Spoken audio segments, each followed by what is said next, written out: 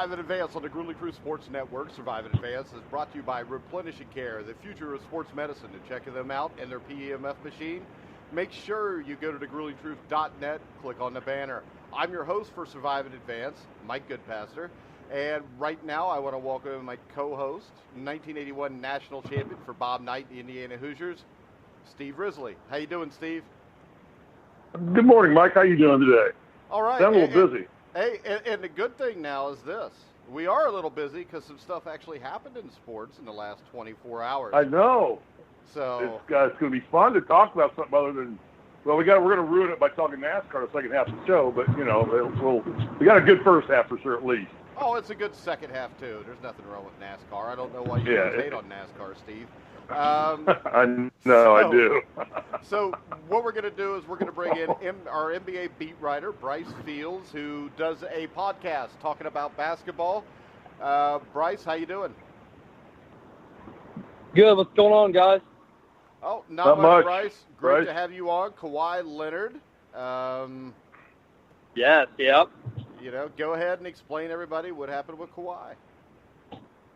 Yeah, so really early this morning, sources or ESPN and stuff were said that Kawhi Leonard has indeed been traded from San Antonio in a deal with the Toronto Raptors involving their all-star shooting guard DeMar DeRozan.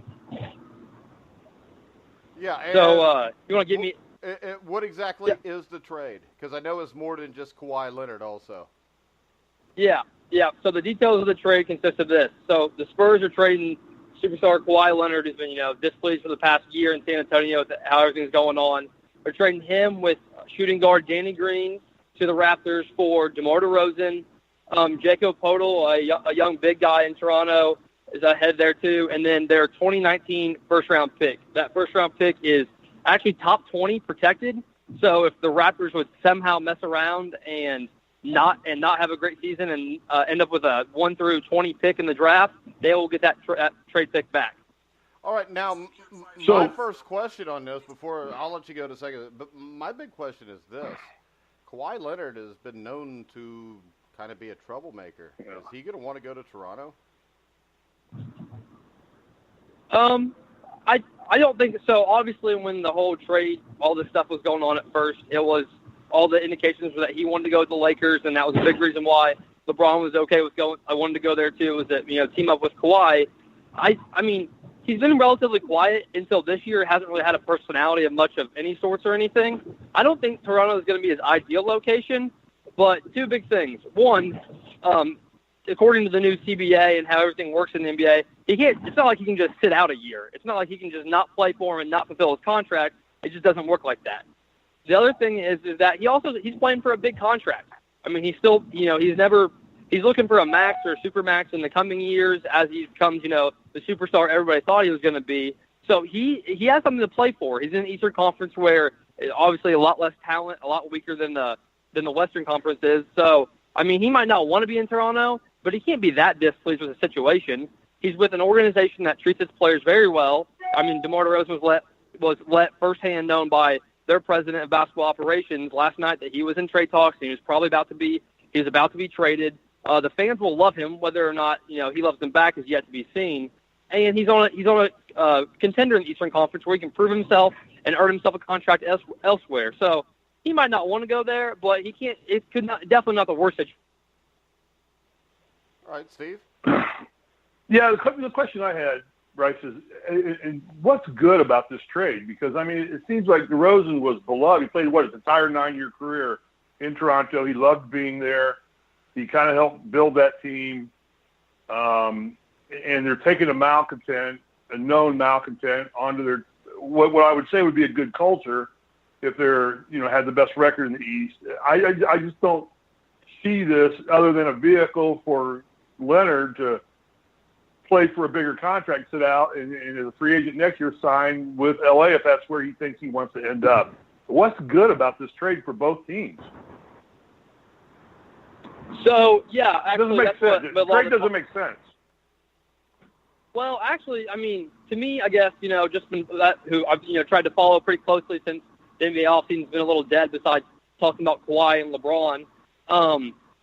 it kind of – so here's the deal. The Raptors won this trade in their own right because – so DeMar DeRozan, yes, he's been the superstar in Toronto. He has been – I think he might be the all-time leading Raptors scorer, and the fans absolutely adored him. NBA Twitter has not been very happy, and all their Raptors fans have not been happy with, outing their superstar like this. But when it comes down to it, here's the problem with DeMar. He's nearing 30 years old. He is a tremendous scorer, but he had to be benched in the postseason because the Cavs were baiting him into coming into the lane and making him score because he's 29, still can't shoot doesn't have a consistent 3-point shot, and it really getting that far into the Eastern Conference was never an option with him as their number one guy. DeMar DeRozan is very good. He averaged 20 points this year. The year before, almost averaged 30 points per game. But that's what he is. He's just a volume scorer, and he's around a top 20 player. You can't pass up on a top 5, 6 player like Kawhi. You just can't do it. Now, even though it's only for 1 year, it's for 1 year, really, because right. Yeah. So really, let me ask you this real quick: is Toronto basically saying we've given up on DeRozan, we're paying him a lot of money, he's not going to produce any more than he is now? We're clearing cap space to go after a bigger free agent next year. We'll take Leonard for 1 year, and we've cleared out our long-term commitments. We'll sign him to a 1-year deal, finish out. He's going to go, and we're going to rebuild and start over again. We got a lot of cap money now. Is that what kind of Toronto's saying? Yeah, in a way. I think they really are going for this year. This is a make-or-break year. So in the offseason already, they fired Coach Dwayne Casey, who was won Coach of the Year, and then is now coaching the Detroit Pistons.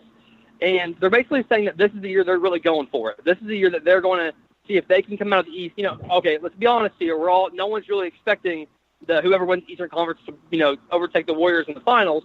But just getting to the finals would be something huge for the Raptors. I'm not really sure they've done it in their short NBA career as a team. So you trade a guy who built the foundation and everything for a top 5 or 6 player who's only 25 years old, and in 2014 was the Finals MVP, so he already has postseason success. You bring him in, put him around a great supporting cast in Kyle Lowry, OG Anunoby, Serge Ibaka, Jonas Valanciunas, and you put him around them, and you go, here it is. This is what we're going for, and we're really making a push for the final. And that would be a success in Toronto because as you know, the Celtics, the Celtics are the up and coming team, and so are the Sixers. So the Raptors are going to start getting lost in the background of the Eastern Conference as those two young teams, come up and develop stars, and Kyrie Irving's already a star and stuff like that. So this is the make or break here for Toronto. Yeah, but does it mean that Mike, go ahead. After this year, though, Toronto's done? Yeah, Toronto's done. They're rebuilding. And yes. Frankly, you're only going to see Philadelphia and Boston get stronger and stronger and stronger, and the Pacers are coming up. I don't see this move as any type of long-term commitment to the Raptors fans, to the Raptors franchise. I agree with you, Mike, entirely. So yeah, I agree. I agree that it's definitely a chance. It's a risk they're taking right now.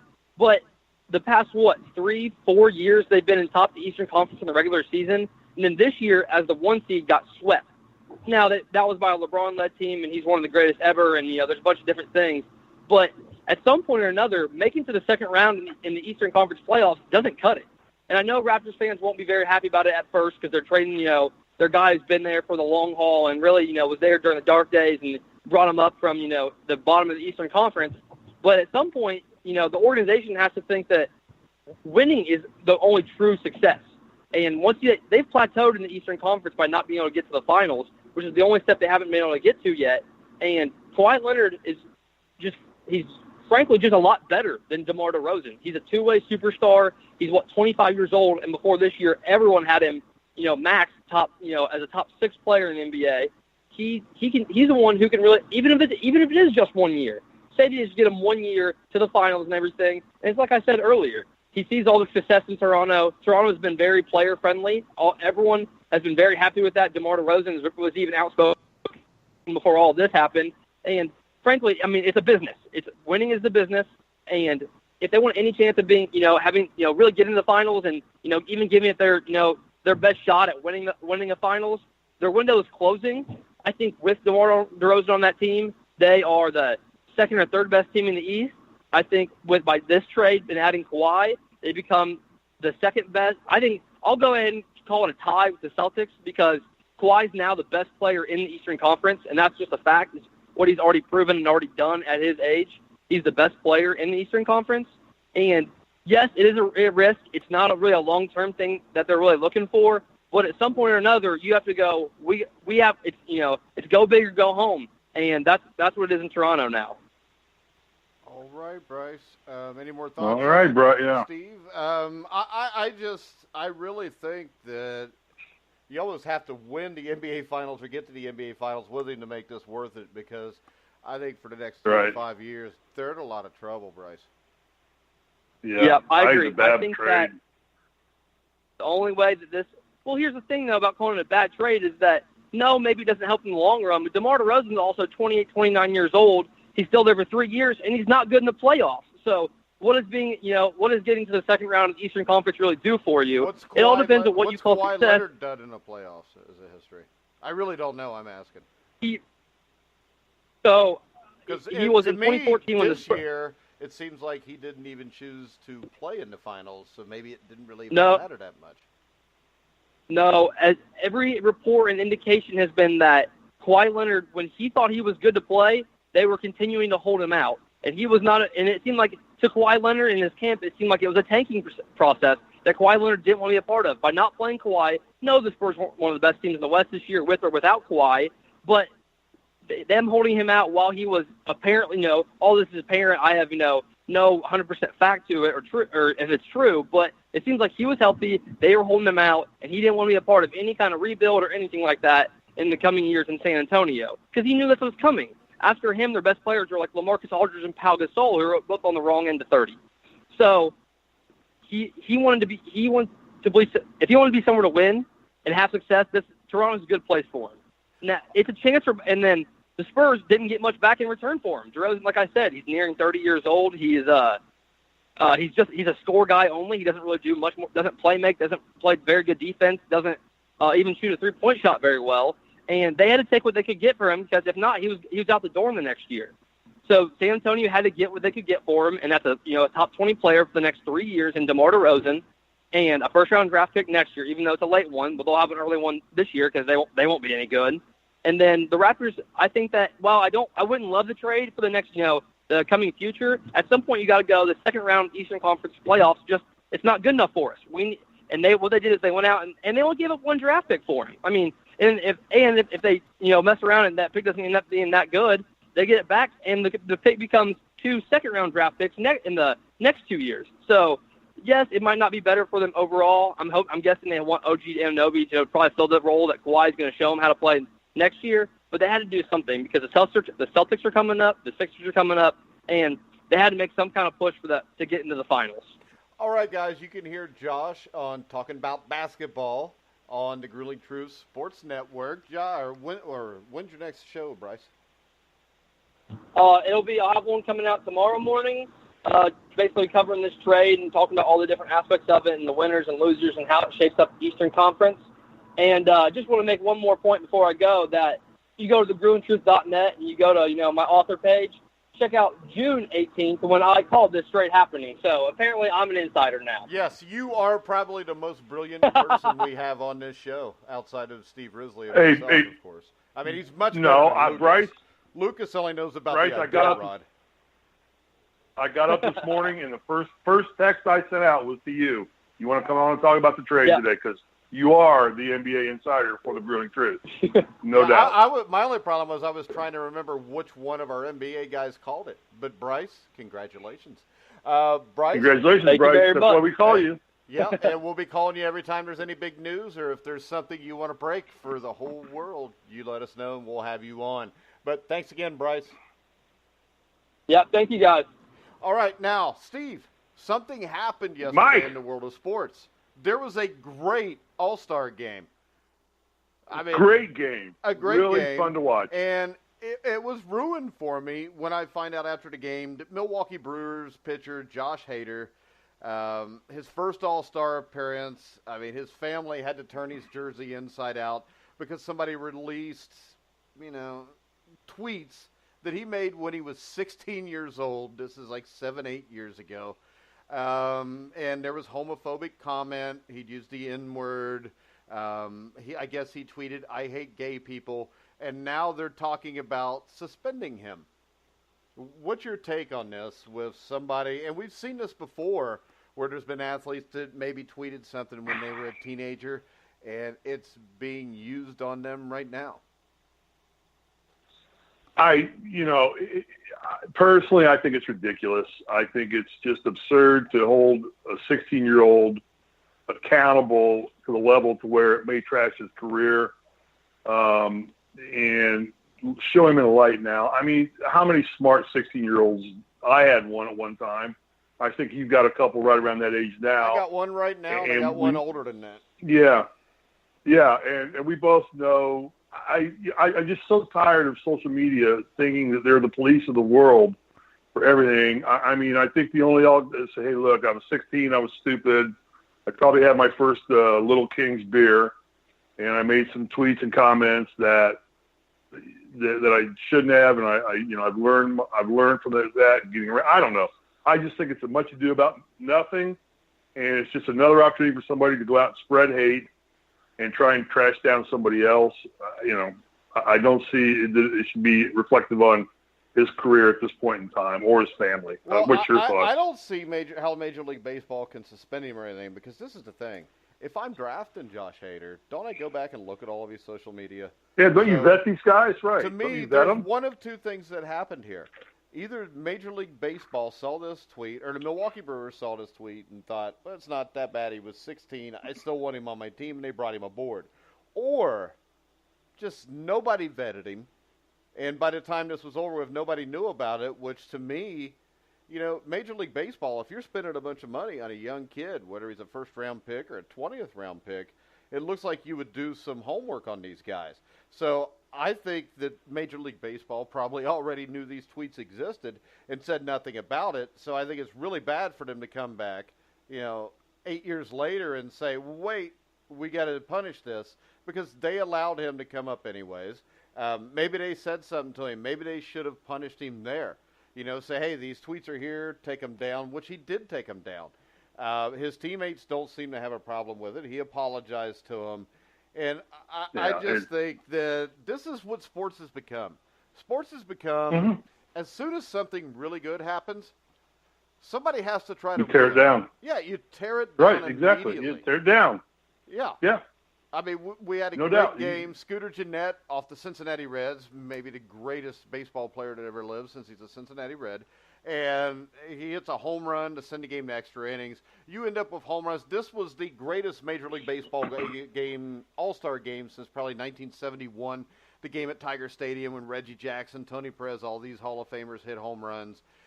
And now the really sad part is Josh Hader's family's up there turning their jerseys inside out because they were afraid maybe somebody would try to attack them. Yeah, the sad part is that when we used to, and what it boils down to, kind of what you alluded to, is sports in general tends to start rooting against people that win all the time. I mean, I saw it at IU when IU in the 80s, 70s, when IU was winning everything, Knight was, and he gave him a lot of reasons to boo him, but they just booed him. A lot of people boo the Patriots because they win all the time, and the Lakers or the Celtics because they win. But it's gone beyond just booing them now, and it's gone into social media-wise, just trashing them apart, and it's too easy to do without thought processing the consequences down the road for being held accountable for things that you did when you weren't smart. And to think that he really feels that way, he may have, just being an idiot 16-year-old, and to come out now and do that, and to hold him accountable today for those kinds of remarks at that point in his life, it's just haters are going to hate. What else can you say? Haters are going to hate, and I'm not happy with the MLB for even addressing this. Say, that's a personal thing with him, and we're aware of it, and we'll counsel him, and he's apologized, and we accept his apology, and we're going to move forward. Yeah, beyond that, let it go. It's just bad. I mean, and this is the thing. It's bad. I hate to tell bad. everybody out there, but me and you have both been in locker rooms. Mine a lot more recently than you, because yours was back when they had caves for lockers. But right. when you look at it, Steve, how many homophobic comments did you ever hear in a locker room? Did you ever hear any? Pretty much every day. I mean, but we all took it not as a hate comment, just as a funny thing, and we made jokes, and I'm not, what's said privately in a locker room or things of that nature are should stay there. That's why I'm not big on reporters coming into locker rooms. No. That's a private cave for people to be and to unwind, and people understand the intensity at which you race, which you throw, which you pass, catch, whatever you do, shoot baskets. It's an intense moment, and you're coming off an adrenaline high, and you're feeling chest pumpy, and you start talking trash, and you talk trash in a fun way. And the things that are said are just not for public consumption, never were for public consumption, and never intended to be harmful to anybody. They're just said in jest. It's a one-upsmanship almost. All right, and Steve. I have to believe it. A 16-year-old kid, that's probably where this was going, and I think it needs to go away. But can we talk about the All-Star game real quick, a little bit more? Yeah. I'll tell you what I thought was great about it. Okay. I thought your Cincinnati Reds boy cracked one of 3 players ever hit a game-tying 9th-inning home run. Scooter Jarrett with Fred McGriff and Ralph Kiner. I thought that was great. I tell you what I liked about the All-Star game. I loved Fox miking the outfielders. I thought that was cool. No comment from you? As long as they don't say any bad words. What? Right. As long as they don't say any No, but no, they were. It just was in the middle of a ball game, and you got outfielders out there, and they're just talking to them while the game's going on. And I can't remember one of the players that said, "I'm just bored out here." I just said, "Here goes." I look around the stands. I look for funny things. I see what's going on. I'm checking the bullpen, seeing them bring it up. It was just so neat to do that for an event like the All-Star game, where they just mic'd the outfielders and let them talk while the game was going on. And Max Scherzer. I thought that was Max Scherzer was another one pumped up for the All-Star game, throwing the ball 98 to 99 miles an hour. I mean, hell, you had a Yankee hit a home run. Another Yankee caught it. I mean, it was a great game. Yeah. I think the only good thing, for baseball. The only thing that could have made this better was if Manny Machado would have been traded halfway through the game, and then they'd have put him on the other team. I think that would have been good. That would have been hilarious. But it's almost like it plays into the Bryce Harper scandal about his dad, cheating pitching to him for the home run thing. It's like it all played in because it became a home run fest, and it just the whole game came about. 10 home runs. I think it was the most home runs ever hit in an All-Star game. So it was a good night for baseball. They have to be very happy. Fox did a good job covering the game. I actually watched it, and I generally don't watch baseball games on TV, but I thought they did. The opening ceremonies were nice. Being in D.C., I thought the Senators did a good job of hosting everything, and it was a good night. It was a great night for baseball. I was happy. I was like, man, we got something fun to talk about tomorrow. We don't have to worry about them. Yeah. Hey, one more thing before we turn on to NASCAR. You see where the Dallas Cowboys were named the most valuable sports team in the world. Well, yeah, it's because they got like $1 billion stadium that their owner only had to pay half for because the taxpayers paid for the other. Yeah, that really helped. I mean, Jerry Jones is a scumbag, so I don't care what his team's worth. I mean, he's about as closest to Satan as you can get on earth, I think. But that's just my opinion of Jerry Jones. There's a lot of people who are going to agree with you on that one, Mike. I mean, he's a little weasel, a little dried-up weasel that chases 30-year-old women when his wife's sick, and I mean, he's pathetic. I don't care what his team's worth. Okay. He's still a miserable human being, but that's just my opinion. But what was interesting, and this was Forbes' list, so it's a pretty bona fide list of value sports franchises. 12 of the top 25 franchises in value were NFL teams. I think it just shows the power that people, when they go up against the NFL, the kind of power you're trying to fight. When you say 12 of the top 25 sports franchises in the world, that includes soccer, that includes everything, are NFL teams. And that's just the kind of power you're having to fight. What do you think of that? that's why they control everything that happens in the NFL. Yeah, exactly. You can't do anything Yeah. with them because that's Right. why I hope something like the XFL can make a dent in them. Something needs to make a dent in them so they come back. The NFL is a league that I think in the 60s and 70s was kind of a fans' league.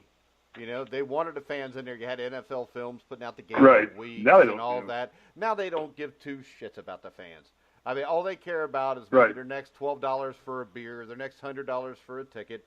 They don't care what your So game true. day experience is. They just don't care. I mean, we've ruined football now that we put everything on fake turf. I mean, where's the days where Metropolitan Stadium, Minnesota, you're watching Roman Gabriel in the mud lead the Rams against Fran Tarkington and the Vikings? It just doesn't happen anymore. Yeah. And they Gone. don't care. Yeah. The romanticism. Yeah. The romanticism of the game is gone. The NFL owners took that away entirely for TV money, and to be claimed that they have 12 of the top 25 sports franchises valued in the world. Yeah, and if that was their goal, they So- definitely did it well. They've done it. You know, sadly, though, I got to tell you, there was only 3 NFL teams not in the top 50. You know who they were? Bengals, Bengals, Browns, and Lions. Lions. Yeah, the Colts. No, got the new stadium. finally the Colts. Yeah, the Colts got the new stadium. Yeah, Colts got the new stadium. Yeah, they got the new stadium. They got Lucas Oil, so yeah, they got. But the Bengals, Browns, and Lions were the only 3 NFL teams not in the top 50. Yeah. Well, Which, yeah, good for there's them. there's a know lot what, of flaws. though? When There's you a lot look of at flaws. The Bengals and the Lions are 2 of the only really family-owned teams left. Bengals and the Browns own the Bengals, right? No, the Bengals own the Browns. That's a joke. The Bengals own the Yeah, Bengals. Mike Brown and them own the Bengals. Yeah. The Ford family. Mike Brown owns the Ford Bengals. family owns the Lions. I know the Steelers are still family-owned with the Rooneys. But when you look Yeah, at after it, he died, they there's put a up, reason for that because that's, I mean, I don't know. The Bengals are not. The Yeah. Bengals should be in the top 10 because of the stadium deal they have here, where they didn't have to pay basically anything to get a free stadium and to get free upgrades every few years. So there's not Yeah. a poor owner in the NFL. But Steve, that brings us to the part of the show that you've been waiting for. We will be back. Well, wait a after minute. One more this. thing. What? Let's just announce this. Hang on, one thing. I think everybody knows now, but former Pro Bowl cornerback Darrelle Revis retired today. All right. So he's no longer with the Jets. I mean, that's just that's the end of a great career. Yeah, he was a really good player. And things move on, and he's a good player, and he was a stalwart player in the NFL for a long time, and it's always sad to see our heroes kind of go away, but that comes to all at some point in time. Even I'll have to go away at some point in time. Really? But you're my hero, Yeah, Steve. You sure. can't go anywhere. I think you're probably working on it faster than I want to be worked on it. Well, Lucas just didn't hold it up good enough. But Bryce, Yeah, Lucas Bryce, is on. Lucas is on a little too much. Bryce shows tremendous potential, though. I just want to bring that up to you. Bryce does show tremendous. That's what scares me. I didn't want to make that call to have him on today, but I said, what the hell? I'll do it for the team like I did for And Lucas IU. does, I too. could have He scored just- 30 points a game. Lucas got us on that Billie Jean King thing, and he dropped himself down there Jesus. below Bryce. He But I'm sure did. he'll pull it back up when Iditarod coverage starts. All When right. Iditarod comes, we're going to cover the Iditarod. Yes, we're we going to are. cover the Iditarod. And after this commercial break, from PEMF, which you can check out the banner by going to gruelingtruth.net, clicking on Replenishing Care. After this, we're going to preview the second half of the NASCAR season with NASCAR writer for the Grueling Truth, Alex Gray. We'll be back in 40 seconds. Replenishing Technologies helps athletes of all levels train, recover, and perform at their absolute best. We do this by offering the PEMF 120, the world's leading pulsed electromagnetic field therapy device. Workouts, injury, and stress cause cells to lose their natural power. PEMF works like a battery charger, helping cells regain the power needed to dump toxins, take in oxygen and nutrients, and repair. 95% of athletes report less pain, increased range of motion, more energy, and they simply feel better after using PEMF 120. If you'd like to count yourself among that group, contact us at www.replenishingtechnologiesinc.com. All right, guys, we're back on Survive in Advance with myself, Mike Goodpaster, Steve Risley.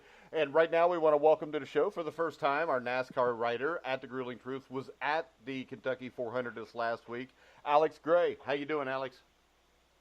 Doing great. How about you guys? Oh, we're doing They're great. good. I mean, it's just Steve is always wanting to talk NASCAR. So, Steve, this young man with James Ernest was at the Kentucky 400. Was it Kentucky 400, 500, Martin Truex won, correct? Yep. So tell us about the experience at a Kentucky Speedway. I know the Speedway's not that old. It's only been around, 5, 7 years, something like that. What was your experience like at Kentucky Speedway? Well, Kentucky Speedway opened in 2000, and their first Cup race was in 2011 after it was purchased by Speedway Motorsports Incorporated. Yeah. Yeah, I really enjoyed it. It was a complete different experience for me as for someone who's been in the stands every time the Cup race has been around, really. First time I've actually had credentials and gotten a close-up experience with everything. One of my biggest favorite moments was probably the truck race when the hometown boy, Ben Rhodes, won, the Louisville native. I thought that was really cool. Got to talk to him the next day, and, he told how superstitious he and his entire team had been because of the bad luck that they've ran to all season long.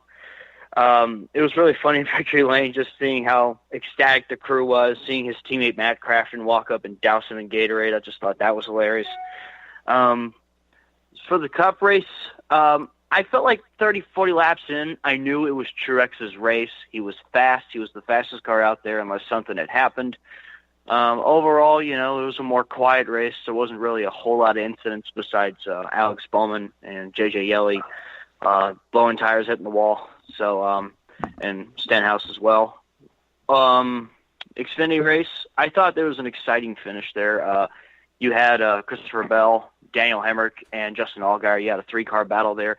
I was amazed that John Hunter Nemechek really snuck up with Kyle Busch in the second stage there and, pulled out the stage 2 win. As my dad texted me, how about JMO? So, yeah, overall, the experiences were great. Alex, I think you and I should announce, I think you and I are going to start a NASCAR program, a podcast on the Grueling Truth, correct? You're going to work with me? Correct. Mm-hmm. Correct. Okay, so this is kind of what I want to do is back up a little bit and kind of set the stage for where we're going to go. And what I'd like to ask you right now is pretty much going to be you and me here. Mike's going to defer a lot of the stuff to me for the next 10 minutes here so you and I can hash it out here. What's the mood in NASCAR right now? What was the mood at the track? I mean, do they think everything's hunky-dory? Because it ain't. I mean, when you were there, you were in the pits, obviously you had credentials, you were in the garage area. Does NASCAR think everything's fine and dandy and okay, or do they realize they've got a serious problem? Or do you think they have a serious problem, I should ask? I do. I think there's some problems for sure. I could tell because the Cup race attendance disappointed me a little bit. There was a lot more people there last year. I remember when the green flag dropped, I looked up and went, where the heck is everyone? Because, there were people there. There were campers and all that. Just, when I started watching when I was a kid, the stands are, you never saw an empty seat. Now, all of a sudden, part of me wonders if it, from the first race in 2011, when all the traffic issues happened, it just kept people away. I don't know, because they did fix the problem, which is good. But there are some issues. The inspection.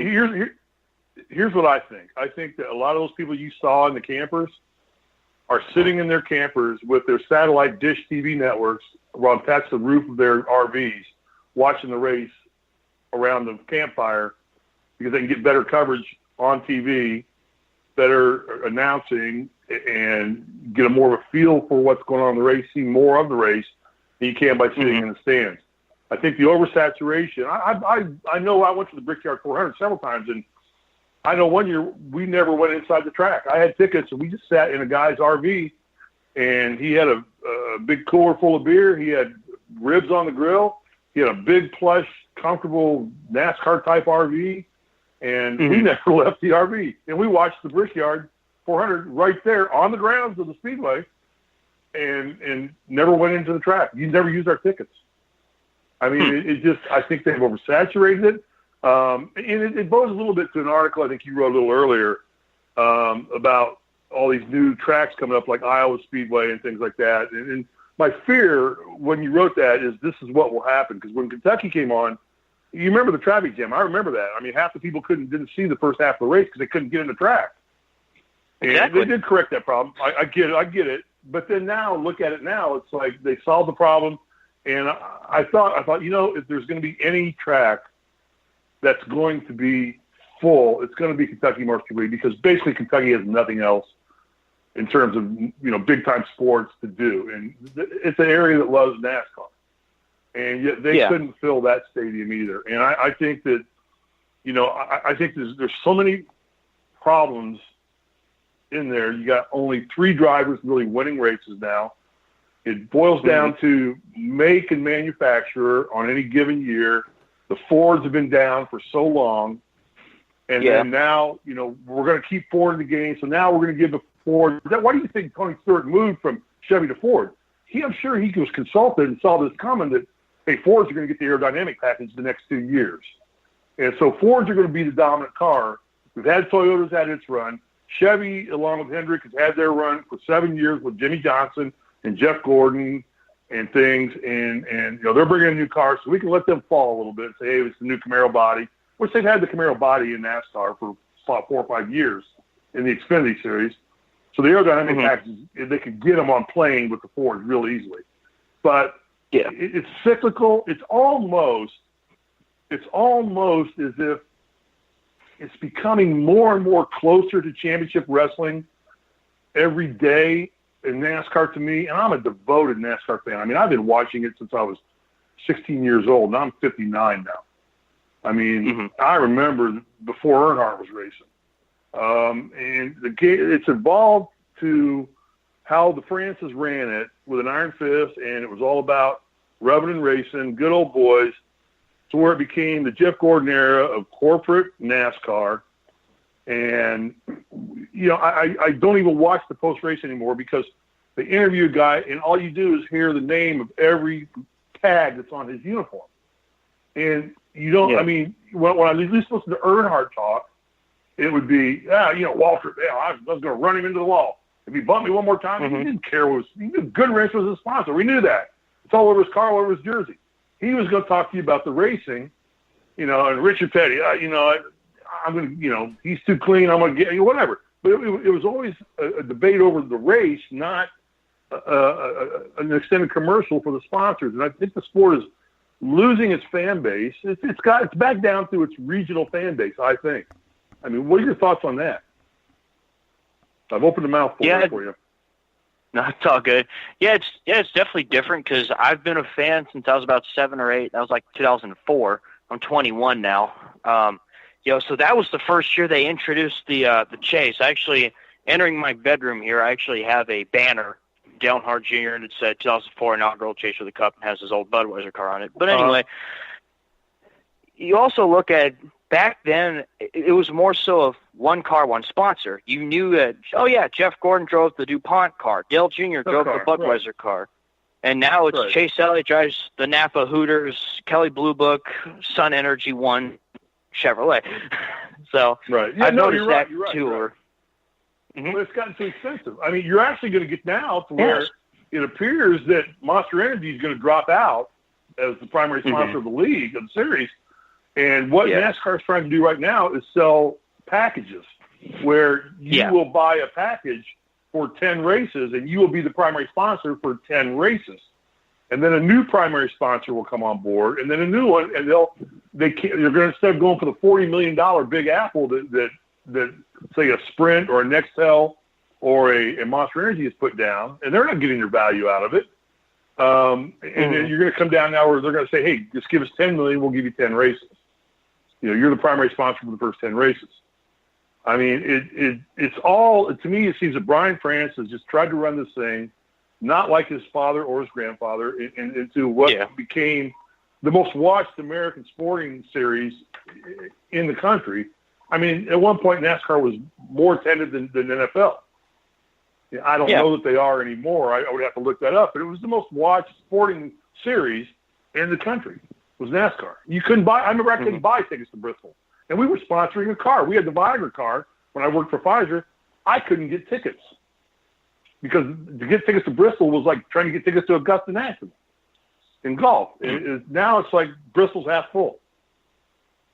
So I just think that they changed it. Brian has tried to run. And I've also heard rumors, address this if you can, that basically the Francis have kind of put NASCAR on the block, the selling block. Is that true or not? Yeah, there's been a lot of discussions. Of course, I know the Francis have declined to comment. I did hear that NASCAR has worked with someone to potentially be up for sale. And in all honesty, this may be what's best. I mean, I agree. Something has got to change because I just don't like the way Brian France is running the sport. You know, the cars need to be cheaper. It should be cheaper sponsored cars. Who buys NASCAR? I have no idea. Yeah, but, they're catering. They're catering to everybody involved that's paying the money. They're not catering to the fans at all. It's like I said, they got Ford. They got Ford on top now. They got Ford back up on top, and Ford's dominating.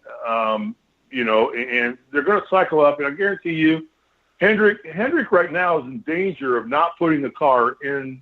We call it the chase. They don't want it called the chase anymore. They want it called the playoffs. The playoffs, not the chase. So to me, it's the chase. At first, I was against it, but now I've come to actually think it's probably makes the end of the season a little more exciting because many times you'd have somebody so far ahead they'd close the championship out 5 races to go. So I do like the fact that it does create more. I like that part of it. That was a good move. But you got, Hendrick is in jeopardy right now. Would you agree of not putting a car? I mean, Elliott is 15th. Jimmy's one spot above him at 14th. And I mean, if those two have a screw up in the next 7 races, they may only put one car. They're out. You have now the most prominent team in NASCAR for the last 20 years, kind of like Penske happened in the Indy one year when they failed to qualify any of their cars at the Indy 500. I mean, they're going to be out. And I just think it's too much catering to the corporations and the dollar coming in, and not enough to the competition. I don't like the forced cautions, the competition cautions. I'm not a big fan of this segment format racing. Although I just think you got the same guys winning. I mean, all the segment points are going to the same 4 guys, and they're just running up front. I think 1.5 tracks are a disaster. Even Kentucky, I'm a Chase Elliott fan. I follow Chase. I watch him, and you what? You don't like Chase? Oh no, I like Chase. I think Chase is an incredible driver. Well, but I was just saying that he can't win, is he? I mean, now I'm starting to question: is he a corporate darling because he's Bill Elliott's son? He's got a good drawl to his voice, but there's other guys younger than him, but they're winning races. I mean, and he's not Eric winning Jones races. Just won a race. Eric Jones just won, and he's 3 years into this now and has yet to win a race. So, but he's the poster child. He's the new takeover of Earnhardt as the most popular driver, which his dad held before Earnhardt took it, and now it's gone to Chase. And he's gotten into 3 All-Star races on voting, not on winning his way in. Winning. So is he what we think he is, or is he what Brian France wants to make you believe he is, which then leads me to believe, is NASCAR what it used to be, or is NASCAR what Brian France wants you to believe it is so he can sell more sponsorships? I mean, Lowe's walking away from Jimmy Johnson 7 times. Only sponsor he's ever had. Walking away, so we're done. That's it. Can't get our value out of it anymore.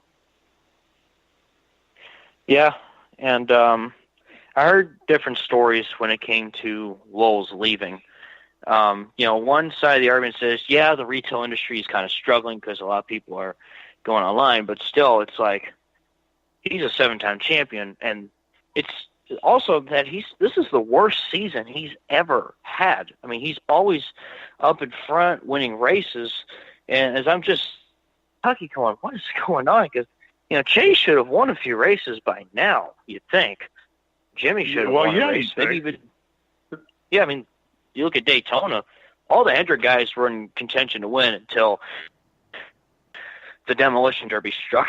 Well, you got to throw out Daytona and Talladega. And when somebody like Eric Jones wins Daytona, I don't give a lot of credit to that because he just is the guy that was in the right place at the right time, and that can be any one of the 40 cars out there. You find the most obscure winners winning the plate races than anybody. But you go back now to New Hampshire this week, you'll see Harvick, you'll see Truex, and you'll see Busch out front, and you'll see Elliott contending because he runs good at that track.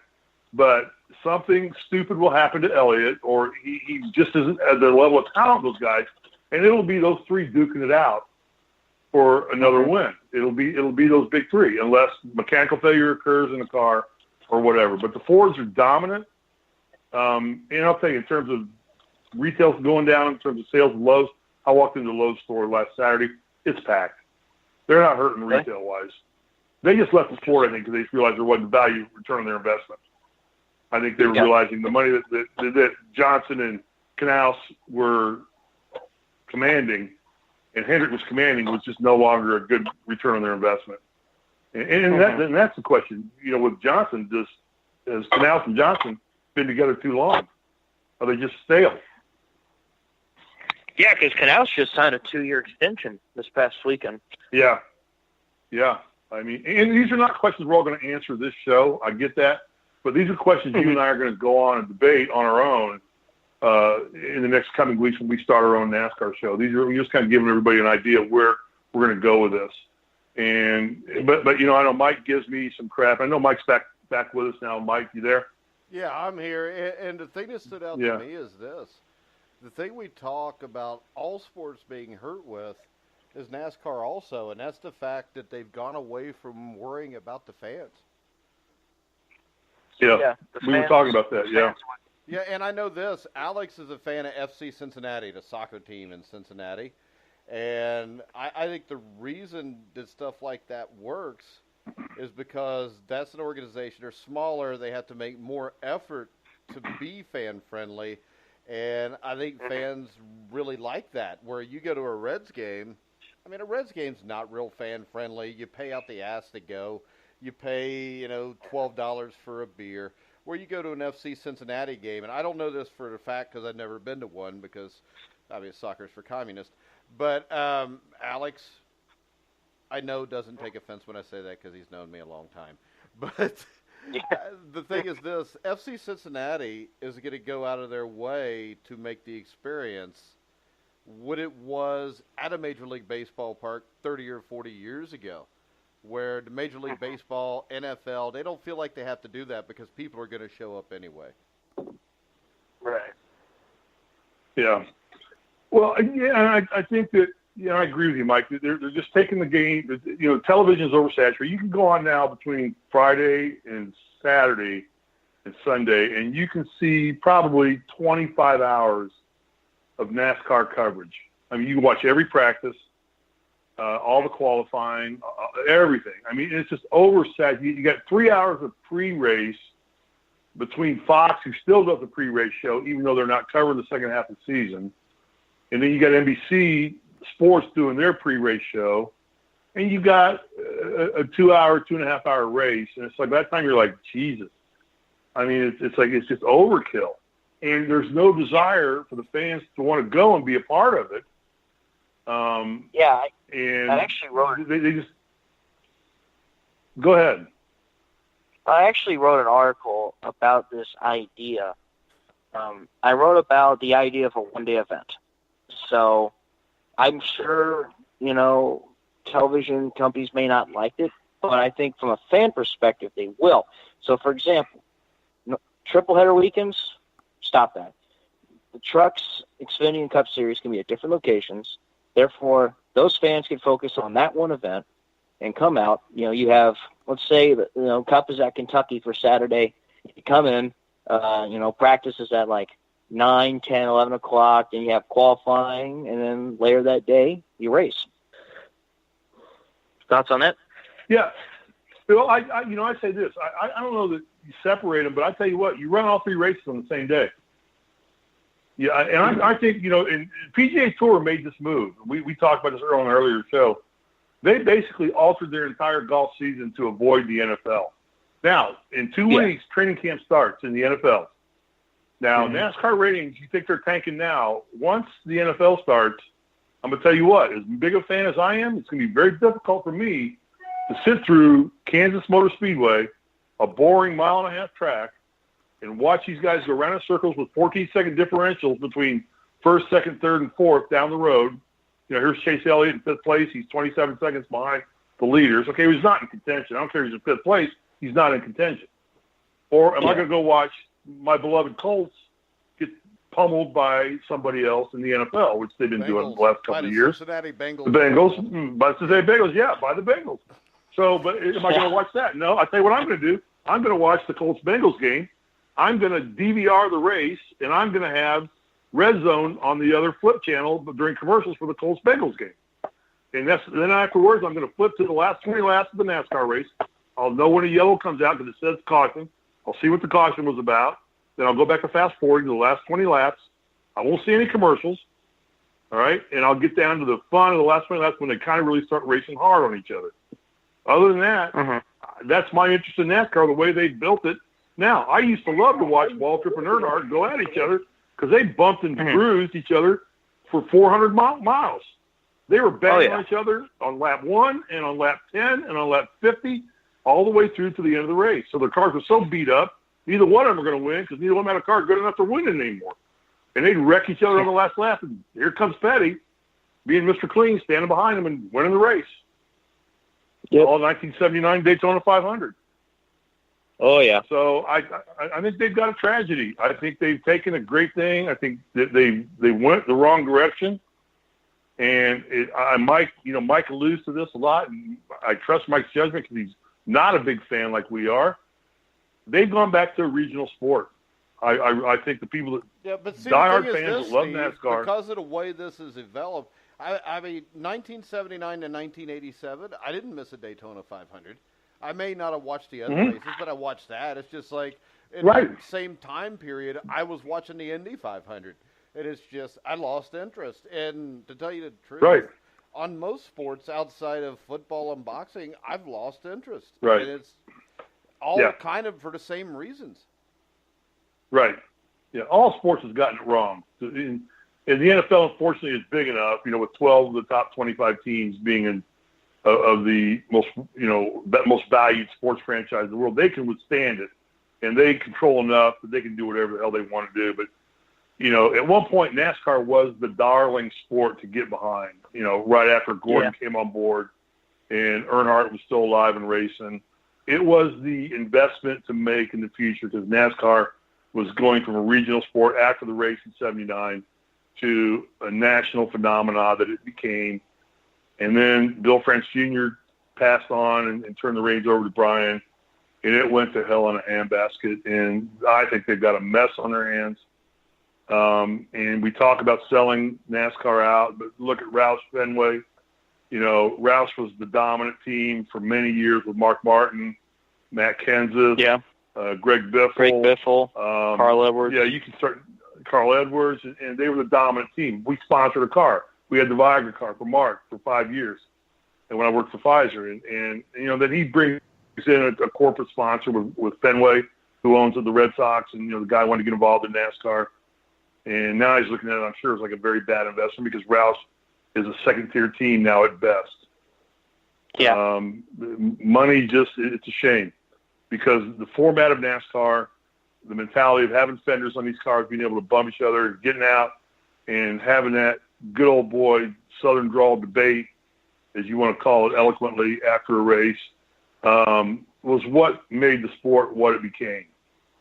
And, there's nothing like now you get out of the car and you see 250-pound multimillionaires with helmets on, bitch slapping each other in the pits, and not even stupid and smart to take their helmets off so they can hurt somebody, or they don't want to get hurt, or get their faces damaged because it will hurt the commercial they're going to make the next day. And it's just evolved into something that's not fun to watch anymore. Mile-and-a-half tracks, I think, are terrible in the sport. You got to go back to super speedways. I know the drivers don't like super speedways, but you know what? That's the most fun watch to race. The race to watch, Daytona and Talladega, because you at the edge of your seat, the big one's going to happen. And it happened at Daytona, the Firecracker 400, but that's what makes it fun. And here's a kid, Eric Jones, gets a great win, and it changes the sport. The last 2 weeks before Kentucky were great. I mean, you got Busch and Larson. I mean, that was throwback NASCAR in Chicago. It was. That was throwback. You bump me, I'm bumping you. All right, you bump me too hard, I'm taking you out. Fair game. And NASCAR smartly said nothing about it. They knew. Yep. I guarantee you, that was a bump in their ratings across the board. Then you come back with Daytona with all the big crashes at the end. And unfortunately, nobody gets hurt. We don't want to see anybody get hurt. The cars are safe.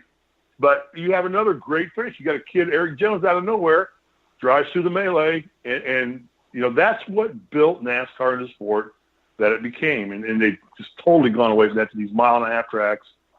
I don't know if it's land utilization or why they thought these were great tracks or flat tracks. You don't get a lot of tight racing in them. I personally think NASCAR could run restrictor plates on every track. Just bunch them up. Let them bang. I think that bumped their ratings tremendously quickly. Yeah, that's like, I didn't like the idea of Las Vegas getting a second Cup race, but it was money. It's money. The guy down there, the promoter down there, what's his name? Eddie, what's the promoter down there? I can't think of his last name. Eddie Gossage. Gossage? No. Anyway, he's a great promoter. Mm-hmm. Anyway, he puts on a great show. I mean, and it's Vegas. It's where they do their NASCAR banquet. And he fills the stands, gets people out there, and he puts on a great show. So yeah, they're going to give him a second date. So, but these mile-and-a-half tracks that just tearing the sport up, and the fact that they're playing kowtow to the manufacturers, trying to keep 3 cars in it, with Ford, Chevy, and Toyota, and they're gonna spread the wealth to make sure that somebody doesn't say, like Dodge did, said, we can't win, we're pulling out, we can't afford it. Dodge comes back in with go ahead. I've heard them's discussions about bringing in another manufacturer. I've heard it now for the last few years. They didn't really name anyone. It's just, if anybody's want to come along and, Yeah, I don't know who. I mean, it's going to have to be a foreign maker. I mean, I don't think Dodge is going to get back involved in the game. And, I just don't think they have the capital to do it. They don't see the value in it. So it's going to have to be, you've heard all kinds of rumors about Mercedes possibly doing a car. But they're so tied into Formula One that they're not going to spend – the money they spend in Formula One is more than any NASCAR team spends out here. So they're not going to invest into this. Red Bull came in, and Red Bull pretty much owns F1 in terms of sponsorship, and they don't even sponsor cars anymore. They tried with Waltrip. They sponsored a NASCAR team. Yeah, with Waltrip when he first formed Waltrip Racing. Yeah, they sponsored that, and they just said there's no value here. Monster Energy's losing their money, their butts on it. So, but these are things that we'll talk about on our show. We're going to start up, and we'll get more information to you as that comes on. So just in a nutshell, we got 7 races to go. In your opinion, tell us about Chase. Who's in, who's out, what's going to happen, how the Hendrick team's going to do, and who you think's going to win it all. I'll turn it over to you. All righty. I think 1 or 2 Hendrick. I think Kyle Larson will sneak out a win somewhere. But in the end, I think Martin Truex Jr. is going to repeat as champion. I think it's definitely going to be him, Harvick, Busch, and maybe Boyer. I can see Eric Almirola winning a race too. He's done very well in that 10 car. He's certainly done a lot more than Danica has in the last 5 years. Hate to say it, but it's true. But yeah, I think Truex will repeat. He's really starting to catch fire, and that's 78. I think Chase Elliott may get a win. I still think he can get a win, but it's like, what is going on? So. I think Chase can win every race. There's always, it's either him and, and he comes out and he apologizes, I made a mistake, or Hamlin's, if Hamlin's anywhere near him, he ain't going to win because Hamlin's going to wreck him every chance he can.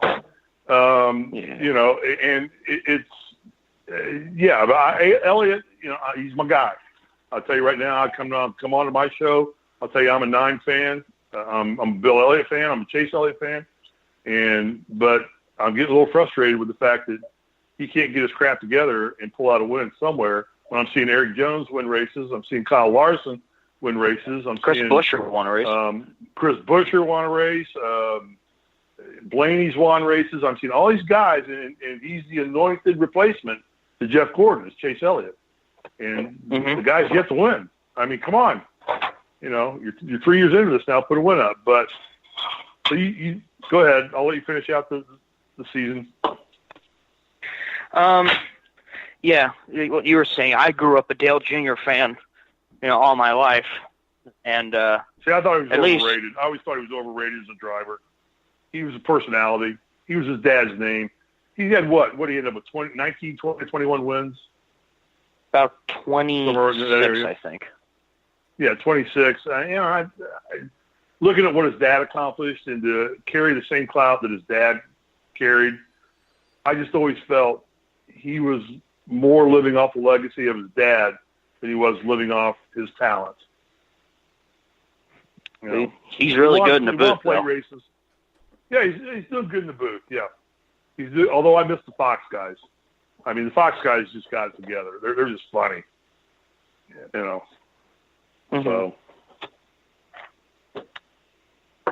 In terms of the rest of the season, yeah, pick your winner. Who's the winner? Of the championship? I think Truex will repeat. I think that Harvick is going to eke it out. I think he's a sneaky little shit, just like Niedermeyer, if you ever watched Animal House. And I think that the Fords are too strong in the end. And I think NASCAR wants a Ford to win the championship. And we'll go from there. Mike, do you have an opinion? Do you even care who wins the NASCAR championship? What are we talking about? No, I'm kidding. As long as Richard Petty wins it, I've got no problem with it. I think Cale Yarborough and Darrell Waltrip are going to give him problems, though. And Salt Walter. So don't leave out Alan Kulwicki. That was after me, I think, Alan Kulwicki.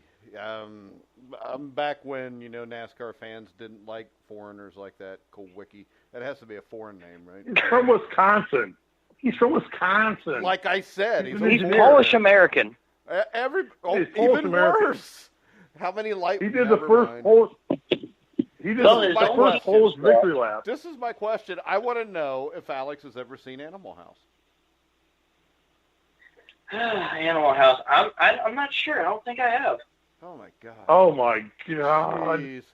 Steve's gonna have to fly out to L.A. and watch Animal House. Come on, Alex. I'm having a heart attack right now. Doesn't mean that you have to ignore the history of great cinema photography. I mean. Oh, you have not seen Animal House, Alex? Seriously? I'm honestly not sure. I'll look it up. Oh, you'll know if you've seen Animal House. All right. Alex, do you understand the nature of this show, that we rip on people who say stupid things? Are you going to be okay with that? Yeah. That's why this is the we problem. Had a guy from Canada. This is what you've got to know, Alex. This is the problem, all right? Steve doesn't like to do the show with just me and him, because then I just rip on him the whole time. So he likes to include other people so he can pick on them, and it's not all directed at him. I don't pick other people. I pick other idiots who are more idiotic than I am. Are you calling Alex on a guy idiotic? Because he said, if he hasn't seen Animal House, he's borderline right now. No, he's just young. In my book. He's just young and dumb. That's okay. That's a timeless movie. Animal House is a timeless movie. But anyway, we had a guy literally said the 10th greatest sporting event of all time was Bobby Riggs versus Billie Jean King. That was his pick as the 10th greatest sporting event of all time. He has been banished. I mean, we're sending him to cover the Iditarod. He's going to cover the Iditarod. But we're banning. Yeah, because if you screw this up, Alex, we'll send you somewhere where it's really cold and have you cover a sporting event that not anybody. You might be in Eldora. You might be in Eldora this weekend where it's raining cats and dogs, and you're camped in a mud hole somewhere in the middle of God-forgiven nowhere, Ohio. Or so you could go to be Lawrenceburg, careful. Indiana for the Lawrenceburg Speedway. There you go. Oh yeah. Or if you fess up and walk Animal House, yeah, we might send you out to the Chili Bowl. So. No. All right, so that's a little taste of what we got coming up forward. with NASCAR. We are going to do a show. I understand it's a niche sport. I get that, and we'll have a show available to you here within a week, probably. Come Alex on, and I thought you were from Indiana. A niche sport. It's a niche sport. I'm from Los Angeles now. I'm totally Hollywood now. Alex, I haven't cut my hair in like 6 weeks. Niche? I'm afraid to Alex answer this is scared one. to death to say anything now. Alex Yeah, should Alex not is be afraid afraid. now, see? Alex knows who to side with if he doesn't want to be made fun of. Alex, niche, or niche? I think I always Alex, said get off niche. the fence, buddy. Oh, my God. So you're with Risley. What? Yeah, you guys should do a show together. It'd be like Dumb and Dumber on Mike, NASCAR. why is it everybody's always with me? I mean, Lucas is with me. Lucas is scared to text you anymore. He texts me now. He won't even talk to you. Bryce doesn't. Bryce, is Mike okay with me coming on? Is is Mike going to bite my head off, or what? What's the deal with you? I'm a nice guy. Jesus, Alex, Goodpaster. Alex, you've been around me when I coached a football team. I'm a sweetheart, ain't I? Yeah. Yeah. What the hell was that kind of answer? Yeah. I think I'm Mike, always calm. Mike, you're having a I bad never week. get mad. I don't think I've ever cursed in my life, probably. I mean, Alex has got my back here, right, Alex? Well, of course. You've coached. I've seen you coach the Nightmare and the River Monsters and the Rage. Yeah, I was always calm. You don't ever remember seeing me yell at a referee or do anything that I shouldn't do, did you? Not at all. Not at all. See?